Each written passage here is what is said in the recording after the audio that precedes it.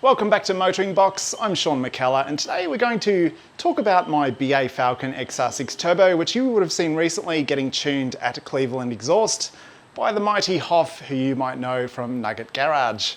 Now, there are a few things about that day and about that tune which I didn't really touch on in that video, but we're going to talk about it today. And also, I'm going to tell you how much it actually cost to get this car to 332 kilowatts. So I guess when you're modifying one of these cars, I think this is a really good example of what you really need to get to this sort of power figure. So with the BA Falcon turbo engine, it's got the skinny rods. You're probably going to be maxing out sort of in the mid to sort of upper 300 kilowatt range. Anything beyond that, you're going to be pushing the rods on that engine. You're probably going to bend them and do something catastrophic. So if you're looking to get your BA XR6 turbo into this range, it just goes to show, you know, a lot of people slam that sort of stock crossover piece, the stock intake piping, the stock airbox, and also the stock intercooler piping with the return flow style unit, and just the diameter of those intercooler pipes as well. People say they're so skinny, they're restrictive, you got to replace them, and people go for the Ant Stage 2 intercooler kit, something like that, and you're totally throwing out the whole sort of stock intake setup and replacing it with something like that. And it just goes to show that if you're only after sort of 330, 350, 360 kilowatts of the wheels, you can pretty much leave all of that alone. You don't really need to go throwing all of that out, and you don't really need a turbo side intake either, unless you want the noise. So it really goes to show that, look, the stock items are actually really good. You know, there are some deficiencies with the size of the intercooler, which I upgraded, which we'll talk about soon. But yeah, I'm really impressed, and I sort of had a suspicion along this whole sort of project that, hey, a lot of those stock items are actually going to perform pretty well. You know, Ford knew what they were doing when they set this car up. And yeah, you know, if you're only after that amount of power, you don't have to spend money on some of these upgrades, which are sort of designed for 600 horsepower plus Barra builds. So we're going to step through everything that I did on this car and look at the pricing. But I really hope this build sort of gives you an idea. If anyone out there has one of these cars and wants to do a similar thing, I hope it's been highly educational, and it'll hopefully save you a little bit of money when it comes to planning what mods you're going to buy, and hopefully install some of it yourself as well. So with that out of the way, I'm stoked with the result. Let's have a look and see how much it actually cost me to get to where I am now. So first of all, we'll talk about the purchase price of this car. So these cars have gone through the roof at the moment. I bought this just as COVID kicked off. I think it was June 2020, and I paid $8,200. So I usually like to keep the purchase prices of my cars private, but considering how much they've gone up, they're probably 15, 16 grand cars now. $8,200 is what I paid. So that at the time seemed quite expensive, but obviously today it is a bargain. So $8,200 was my starting point. The car had a few issues with the intake manifold gasket, few things like that which are causing it to run rough. It needed a new clutch as well, but let's not get ahead of ourselves. One of the biggest issues it had was it was sort of missing and carrying on at idle, and you could see these little error lights kind of flashing on the dash in time with the missing.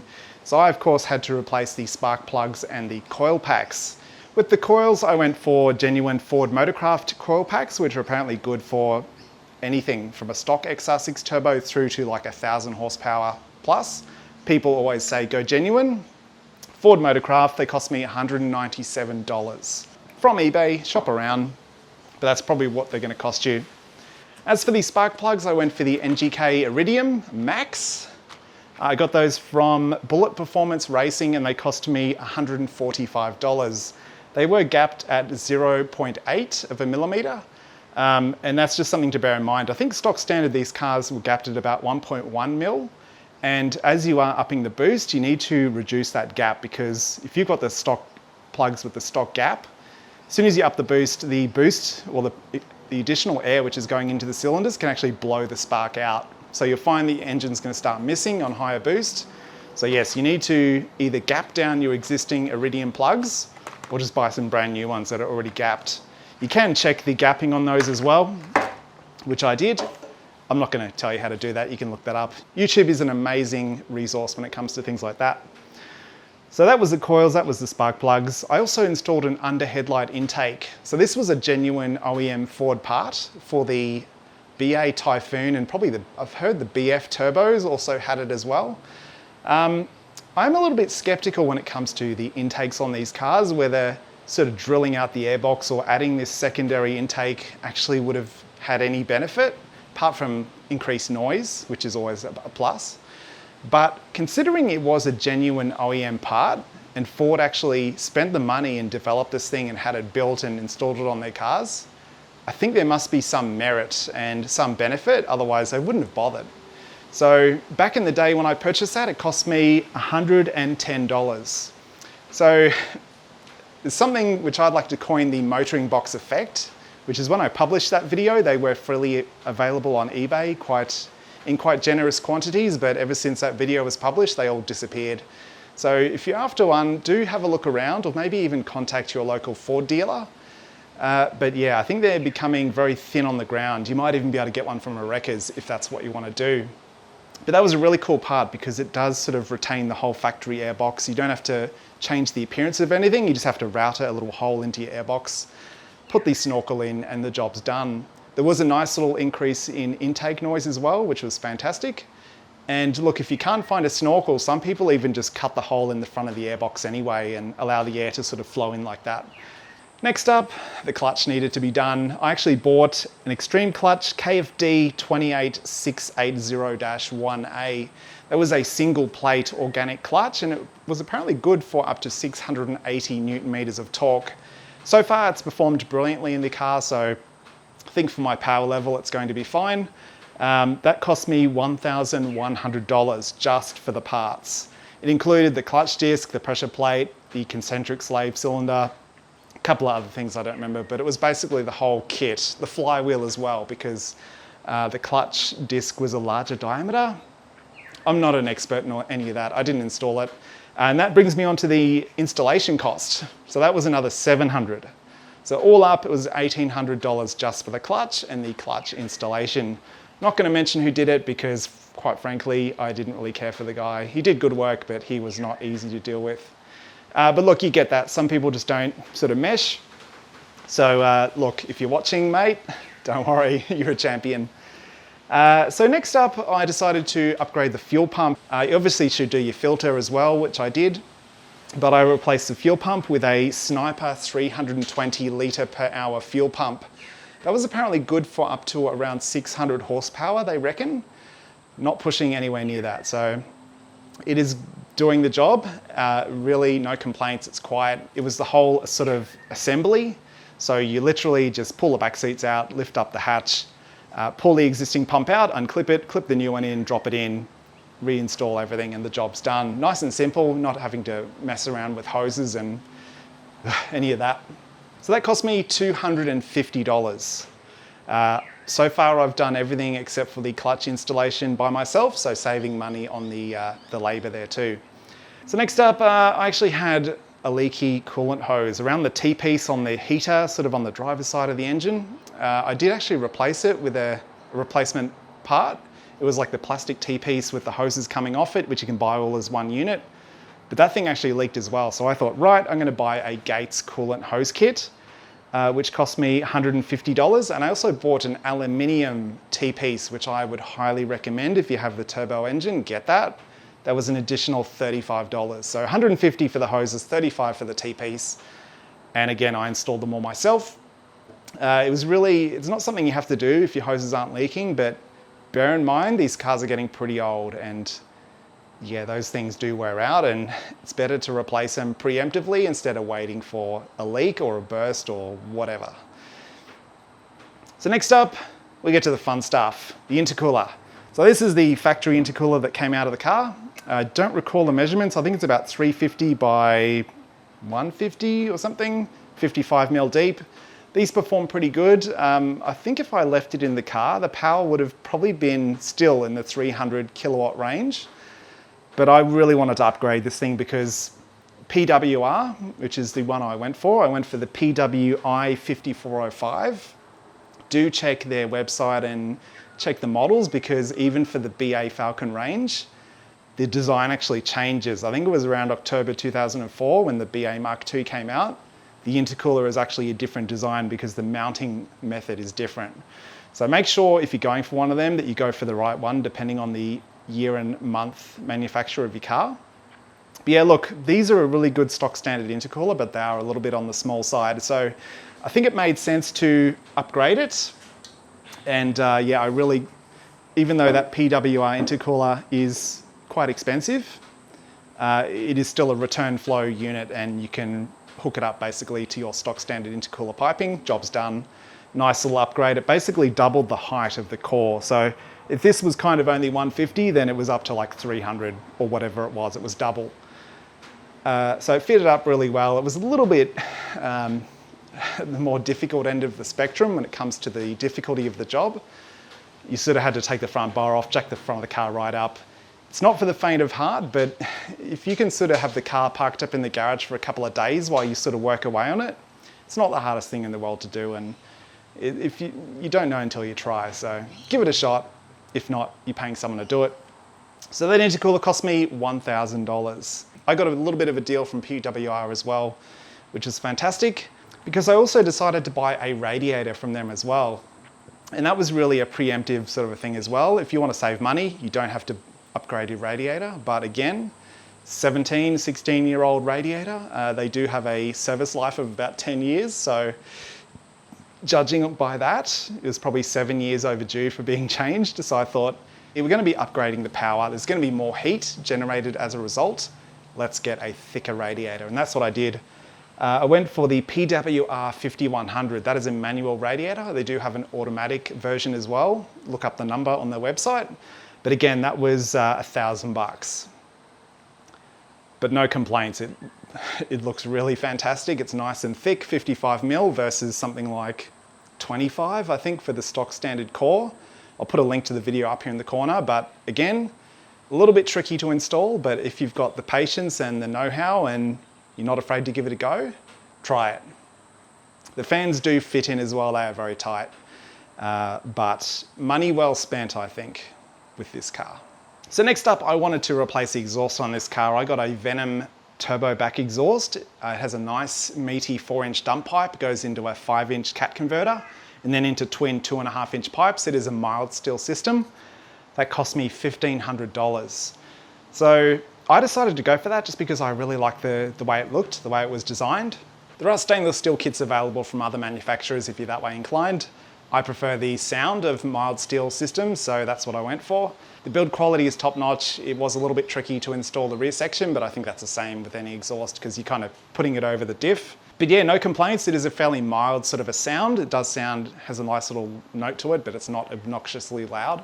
It does have twin mufflers in the system, so yeah, it's debatable whether you need to actually upgrade the whole exhaust for this kind of power. Some people would just get the dump pipe and the cat, which you can buy for about $1,000. I don't know whether it bolts up to the stock exhaust or whether you have to get the sort of front of that exhaust modified to bolt up to the rear of the cat. So you can save a little bit of money with that, but potentially have to pay a little bit more in labor to get an exhaust shop to fit it up. But yeah, if I had my time again, I might investigate whether I could reuse the rear stock exhaust because it is twin 2.25 and it is stainless steel, or a certain grade of stainless steel anyway. So next up, this is another sort of maintenance item which you may not have to do, but I had to spend $200 on a pulley kit and also a harmonic balancer. My harmonic balancer was starting to walk off the front of the engine. It was pulling the belt with it. The belt was rubbing. It was actually also making my engine idle really roughly too. I didn't realize, I thought it was an engine mount, but after I replaced all of those items, the engine was idling really smooth. It wasn't shaking the whole car anymore. So yes, $200 for the pulley kit and also the balancer together. Well recommended. Have a look at your balancer. Check out that video as well. Next up, I wanted to safeguard my turbocharger. It is 17 years old. It's done about 125,000 Ks. It is a fairly well-known fault that the hard lines, or the stock hard line, has a little filter where the line mounts onto the block. That filter can gum up if the car hasn't been serviced regularly. And if that gums up, your turbo gets starved of oil, the turbo dies, you're up for a new turbo. So for the cost of $169, I bought a kit from Golby's. So you remove the whole hard line, it replaces it with a braided sort of flexi hose with an inline filter, which you can take off really easily and clean it. I think it was a Turbo Smart filter. So again, sort of preventative maintenance, safeguarding the turbocharger and the engine as a result. So from here on out, things get a little bit expensive. I decided to go for a Haltech ECU, standalone ECU for this car. It is Australian made, and I'm a bit of a nerd, so I love the whole tinkering sort of aspect of it. For example, more recently after the car was tuned, I found out when the aircon compressor was kicking in, the revs would kind of dive down a bit too low. The car would sort of stumble before the ECU brought the revs up again to sort of cater for that additional load that the compressor was putting on the system. I can actually go in there and just bump up when the compressor kicks in, how much do the RPMs rise to sort of counteract it. Smooth it all out, and look, you can do it yourself. So pretty much anything or any way that this car behaves, you can actually alter it in the Haltech. So I really love that configurability, and it just makes the tuning a lot easier as well for your tuner, but it is a lot of money. So that was a $3,100 cost. But that was for the Haltech, but also the Wideband O2 sensor kit. That really gives your tuner more power with sort of reading the exact air-fuel ratio that your engine is putting out. I did do a video actually I'll link to the Haltech video because they did a really good one explaining narrowband O2 sensors versus wideband. Stay there. So yeah, there are benefits to going for that system, and it was an additional, I think it was about another $100 to add that wideband O2 sensor kit versus just the ECU by itself. So yes, $3,100. After installing that though, you can actually get that configurability. So I was able to upgrade the fuel injectors, go into your Haltech, key in the new specs for your new injectors, and the engine still runs. You can't do that on the stock ECU. You basically have to take your injectors to the tuner, they'll put them in and then tune the car because it won't run. So I went for the Bosch Raceworks 1000cc injectors. I bought them from Ants Performance. Again, all of this stuff that I've talked about so far and these are going to be linked in the video description. Really good injectors, can't complain. The engine, once I put the specs in correctly, idled beautifully, and yeah, awesome result. Probably overkill for the power figure, but hey, I can't see any downsides to sort of going slightly larger on the injectors. And there is that headroom, I guess, if we decided to build the engine later or whatever. So they cost me $600 from Ants Performance. And yeah, I basically replaced the stock standard ones because they had been high float, I think. Unknown past, unknown history on those. So it was good to just flick them off. And yeah, they did help to provide all that extra power in the end. So towards the end of the build, if you're going to get more power out of your Falcon, you basically have to upgrade the valve springs.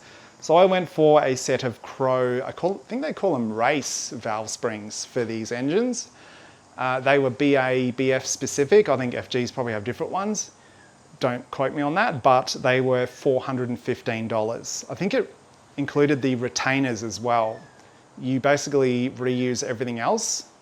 You're just replacing the spring and sort of the retainer on each one. You need a special tool and a lot of skill to do that properly. So I had to pay someone. I actually went to Empire Performance in Ipswich. They've actually shut up shop now, so they don't exist anymore, but they charged me $700. But even though that's a lot, it's more than the cost of the springs themselves. It is insurance to know that they've been installed properly. And touch wood, no problems so far. Really everything else apart from that is just maintenance. So I did coolant, Newlon Red. It suits these engines, don't tell me it doesn't, it meets Ford spec. Did oils, filters, servicing, that was another $150. It was $50 for the coolant, so $200 all up. And then the tune. So the tune on this cost me $850. Don't quote me on this though, because you know, depending on what time and date you're watching this, the prices may have gone up because the prices of everything goes up. That's inflation, that's just life. But basically, if you've paid the money for a standalone ECU like a Haltech, it's making your tuner's life easier, it's saving them time, and the price is going to be a little bit cheaper. If you're wanting to get your stock standard ECU reflashed, it's going to cost you more because the system, which most people use at the moment, is called PCM Tech. So Hoff was saying basically around $850, again, don't quote me, for a Haltech. If you're getting the PCM Tech, it's probably going to be more like $1,200, $1,300, so another couple of hundred on top. And I think it's a bit more time as well because an ECU like the Haltech is live tunable. You key in the figures into the system if you're updating the injectors or the fuel tables or whatever. and it is live. You can actually hear the engine change at that second that you key that figure in. So it's all happening live like the name suggests, whereas PCM tech, I believe, they have to sort of make changes and then flash it, and the flashing takes a couple of minutes. Again, don't quote me, but there is more time involved, definitely, for the tuner to get it done. So it's up to you to decide. And at this stage as well, it would have been really cool to know what are the differences between these two systems. A lot of people say you can get exactly the same result on PCM tech versus a Haltech when you're talking about this sort of mild sort of build and tune. But yeah, if I had unlimited money and unlimited time, and Hoff did as well, would have been cool to get a PCM tech tune done on this first to see what is possible, then put the Haltech in and then do it again. But sadly, we can't do that. But people have gotten some really good numbers out of PCM tech, so it's a really good option if you sort of are that way inclined. So if you've done the math at home, you know what this adds up to. It is a lot. So excluding the cost of the car, I spent $12,371 on mods, on parts, and a little bit of labor as well for the things I couldn't do. So that is well in excess of the price that I paid for the car. And all up, once you add that purchase price of the car in, cost me $20,571. And like you saw, we're not done, not quite. If I want to get this car up to an estimated 360 kilowatts at the wheels, we need to fix the boost control issues. So that's most likely going for an external wastegate. There is a kit available that replaces the whole rear housing of the turbo, which I think is about $1,200. And if I can't install that myself, it's labor, and then you have to get the car retuned again. So going to see, we might hold off for now on that, but yeah, if you want to get the full potential, you're going to need some proper boost control, probably an external wastegate, or at least the flapper mod, which is probably a similar price to get done anyway. So despite what people say about Barra turbo engines, it does actually cost you quite a lot of money to get power out of them. But it's really up to you to decide how far you want to take it, you know? You could get a stock standard XR6 turbo, throw an intercooler on it for $1,000, maybe get an exhaust for $1,500 and then get it tuned. And you would probably get 270 rear wheel kilowatts or something like that. And that is still a really good upgrade. You know, that's stock standard. These put out anywhere from 180 to around 200 rear wheel kilowatts, depending on auto or manual and the state of the engine. So to get an additional sort of 70 to 90 extra kilowatts of the wheels is pretty amazing for not a lot of money. So it's up to you. You know, this was still a pretty minor build in the grand scheme of things, but it still cost me $12,000 above the purchase price of the car. It's been a really amazing journey for me, and I've learned a lot. Half of this stuff I would never even attempted. It was sort of the pressure of you guys watching at home that sort of spurred me on, like, hey, I can try this for a video. And I think if I wasn't running this channel and I didn't have the pressure on me to try and do those things, I just would have paid someone to do half of that. Especially the exhaust and the intercooler, I probably would have paid someone to do those. Even the fuel pump, the list goes on. You could have easily added probably $5,000 or $6,000 in labor onto this if I didn't do it myself. So yeah, it's interesting experiment. And I am pretty proud of how it turned out. It's not perfect, but for what it is, it runs very well. So yeah, I hope this helps, guys. If you've got a car and you're looking to modify, do you have any questions, do hit me up in the comments below. Otherwise, as I mentioned, do check out the playlist. I've tried to record absolutely everything I did, and you know, it's got some little pitfalls and tips and tricks for things to look out for, how to do things. It all helps, I think, because this stuff can be daunting. You know, if you've never done it before, there's a lot of experts out there saying you're doing things wrong and whatnot, but you've got to start somewhere, and nothing's more fun, in my opinion, than working on your own car. So yeah, that's it. Looking forward to putting some more Ks on this car, and we will definitely revisit the boost control situation.